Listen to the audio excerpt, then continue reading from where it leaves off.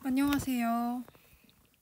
오늘은 합의법칙과 고배법칙 1단계 복습을 시작할게요. 합의법칙과 고배법칙을 각각 설명할 건데요. 그 이전에 동시에와 또는 영어로는 and 그리고 or 그리고 합의법칙 그리고 고배법칙 이렇게 순서대로 설명을 할게요.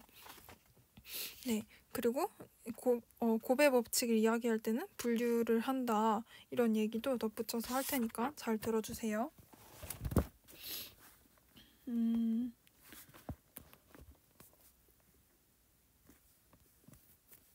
아이고.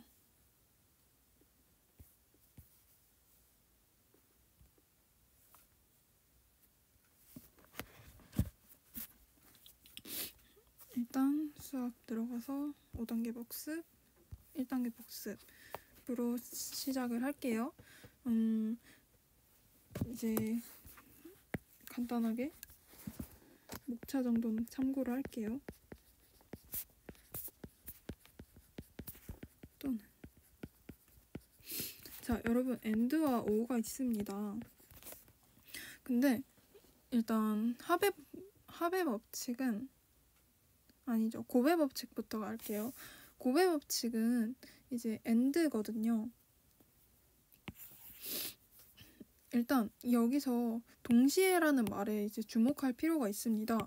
동시에라는 말을 우리가 아는 그 어떤 스티뮬레이트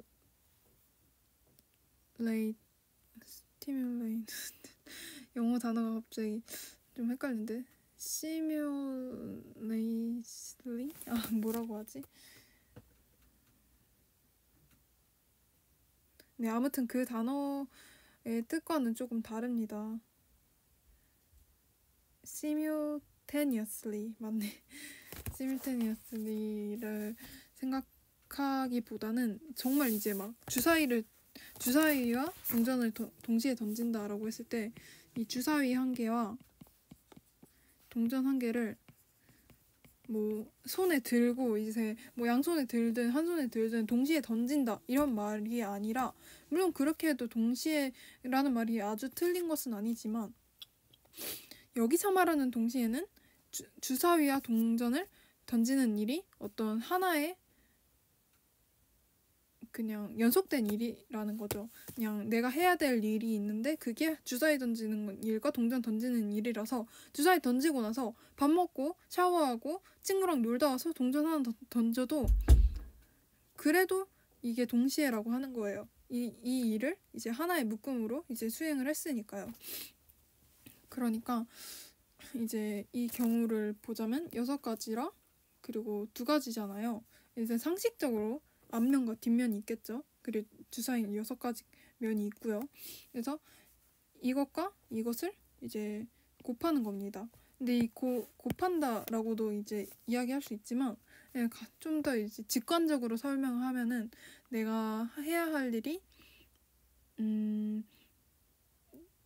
동전과 주사위 말고 다른 동시에 고배 법칙 예시가 뭐가 있을까요? 옷 입는 일로도 얘기할 수 있는데 이제 서울에서 부산까지 가는 경우가 있을 수 있죠. 생선님은 이제 일산에서 이제 수업을 하셔가지고 일산으로 예시를 들으셨는데 그러면 저는 수원에 사니까 수원을 목적지로 설정을 할 거고요. 중간지가 어딘지 잘 모르니까 예전에 살았던 분당을 중간지로 한번 해보겠습니다. 뭐가 더 먼지는 잘 몰라요. 근데 대충 이렇게 서울 끄트머리가 아마 제일 멀 테니까 이렇게 3군데를 할게요. 이제 서울에서 분당까지 가는 길이 뭐 예를 들면은 이제 2가지 길이 있다고 합시다. 막 뭐 분당선과 뭐 신분당선인지 뭔지 뭐 그렇게 있고요. 수원에서 분당은 뭐 지하철도 있고 뭐 버스도 있고 뭐 버스 다른 것도 있고 뭐 2가지 3가지라고 할게요. 그러면은 이제 2가지 이제 서울에서 그러니까 친구가 제가 있는 수원으로 오기로 한 거예요. 근데 중간에 이제 분당에서 지인을 만나고 온다고 한 거예요. 그래서 그 친구 입장에서 이제 서울에서 누나까지 왔어요. 그러면은 두 가지 방법이 있었죠. 그럼 두 가지가 있는 겁니다. 그런데 제가 직관적인 설명이라고 했죠. 여기까지 말이 좀 길어졌는데 이렇게 했다고 해서 누나까지 왔다고 해서 일을 마친 겁니까? 멀리 왔다고 마친 거예요? 아니잖아요. X 이런 식으로 하면은 곱하기가 되죠. 그래서 나머지 세 가지 방법 해가지고 2, 3은 6 똑같이 이제 6가지 방법이 되는 겁니다. 그래서 뭐 이게 뭐 서울에서 수원이 아니라 뭐 서울에서 도쿄가 되든 뭐 서울에서 뭐 블라디보스톡이 되는데 그 경유지가 뭐 베이징이든 아니, 베이징일 순 없죠. 근데 뭐 아무튼 어떻게 되었든 간에 그런 경유지 문제가 있을 때 이런 식으로 풀면 되는 것입니다. 네. 이제 엔드를 얘기했으니까 5어를 얘기하면 좋을 텐데요. 5어는 조금 헷갈려가지고 교재를 살짝 봤는데요. 양자택일이 아니라 이제 양자택일 극단적이야 그게 아니라 이제 A가 0, 5월 B는 0 이런 거 많이 보셨죠. 우리 이제 방정식 풀 때 이런 결과값이 해가 많이 나왔잖아요. 근데 이렇다고 해서 반드시 뭐 반드시 A 또는 B 하나인 게 아니라 A 또는 B 또는 A, B 둘 다일 수 있는 것입니다. 그래서 5어는 조금 더 이제 플렉시블 대도 않는 영어를 쓰니까 안 되네요. 그런 좀 더 이제 유연한 개념으로 이제 받아들이시면 좋을 것 같고요. 그 다음에 이제 합의 법칙은 방금 이야기한 이제 and와 관련이 있겠고요.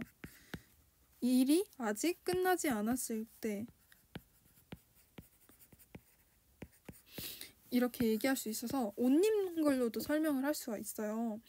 그래서 근데 이 옷 입는 거는 이제 이따가 합의 법칙인데 고배 법칙인데 미치겠네. 고배 법칙 일이 안 끝났다 하면서 할 수 있는 거고 이거를 나중에 합의 법칙 그러니까 옷 입는 거 이제 상의가 있고 이제 하의를 입는데 상의가 뭐 맨투맨이 3개고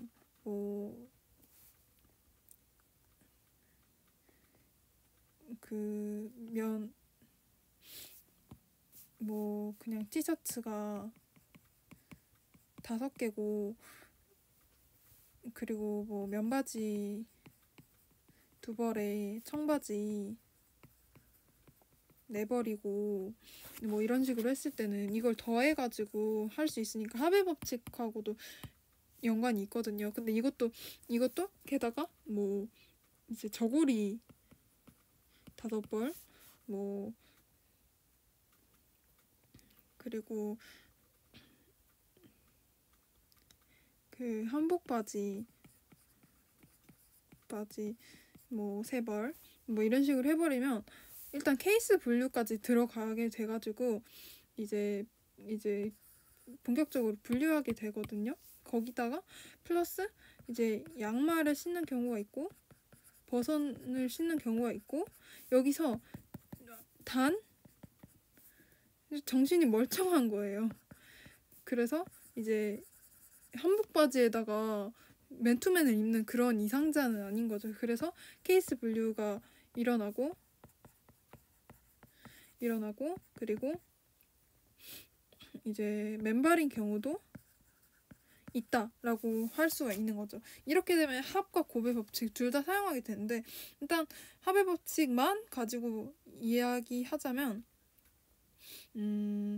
그냥 이제 단순하게 아까 이제 말한 이것들 중에서 이제 상의를 입는 방법이 몇 가지가 있냐 했을 때 5가지, 3가지 더해가지고 이제 13가지가 있네 라고 할 수가 있는 것이죠.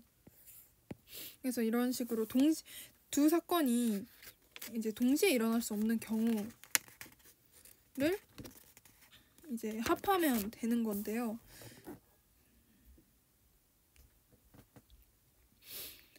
동시에 일어나지 않는다 했을 때 예를 들면 안경을 쓴 것과 안경을 쓰지 않는 것이 동시에 일어날 수 없죠. 여자인 것과 남자인 것이 동시에 일어날 수 없죠. 키가 주소지가 서울인 것과 부산인 것이 동시에 일어날 수 없죠. 이런 것들을 이제 합의 법칙으로 더해주는 겁니다. 그래서 경우의 수가 복잡해졌을 때는 이제 분류를 하자, 분류해서 풀자 이렇게 얘기하는데, 이렇게 방금 말씀드린 이 예시에서 이제 분류를 해보자면, 일단 한복을 입는 경우가 있고 한복이 아닌 것을 입는 경우가 있어요. 그러면 한복을 입는 경우는 일단 상의부터 일단 제대로 입어야겠죠? 상의를 한복은 저고리가 있네요. 그리고 일이 끝났나요? 아니잖아요. X라고 해줘요. 여기서 저고리만 입고 가면 풍기문란으로 그러니까 고소가 아니라 또 고발을 당할 수 있겠죠. 네. 그러면 하의는 한복 바지를 입게 될 것이고, 양말 5가지, 버선 3벌이 있다고 할게요. 근데 한복에 양말은 안 어울리잖아요. 그러니까 버선만 신을 수 있는데, 여기서 방법은 4가지입니다. 왜 하나가 더 추가됐냐고요? 바로 맨발이라는 경우도 있기 때문이죠. 그래서 5, 3, 15, 15 곱하기 4는 60. 그래서 60가지 경우가 생기게 됩니다. 근데 한복이 아닌 경우는요, 티셔츠와 맨투맨은 그냥 이제 동시에 일어날 수 없는 경우 합의 법칙으로 이제 더해주고요. 어쨌거나 상의라는 분류에 있으니까 더해주고요. 상의를 입었으니까 끝났나요? 아니죠. 하의를 입어야 맨정신인 사람이죠. 어디 보자. 맨바지와 청바지가 있네요. 6가지. 6가지. 그리고 양말을 신거나 5가지 이제 오색 빛깔 양말 신거나 안 신거나니까 6가지 해가지고 6, 6, 8이 48 곱하기 6 조금 까다롭네요. 8, 6이 48 288에서 한복 입거나 한복 입지 않는 경우의 수가 이렇게 되고요.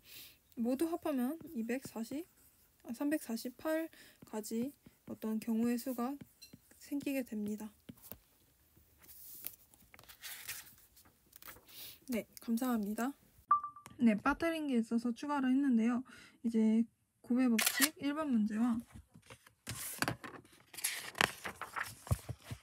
고배 법칙 2번 문제입니다. 미리 풀어봐서 간단하게 설명하고 넘어갈게요.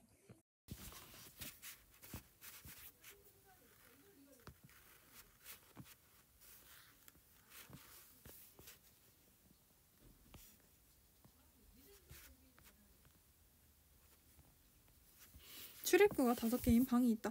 이렇게 정승재 선생님이 강조하신 부분을 얘기할 수 있게 돼서 영광입니다. 뭐냐면요, 내가 경우의 수를 이제 따질 때는 사실 어려워지면 한도 끝도 없이 어려워지거든요.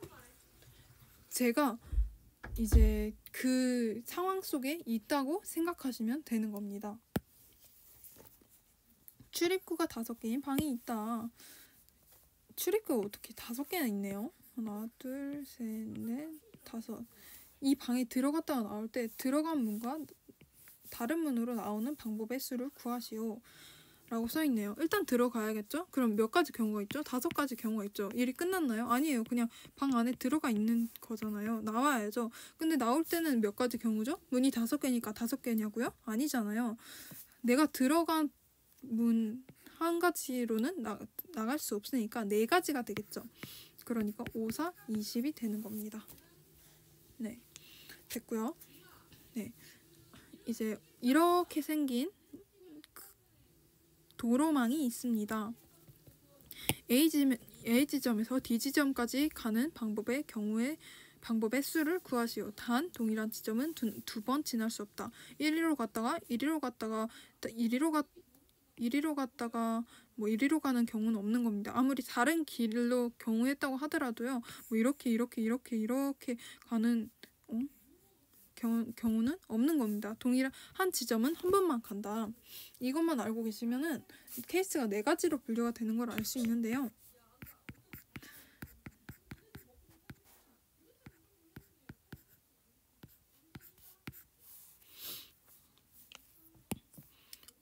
A부터 바로 D로 갈 순 없죠.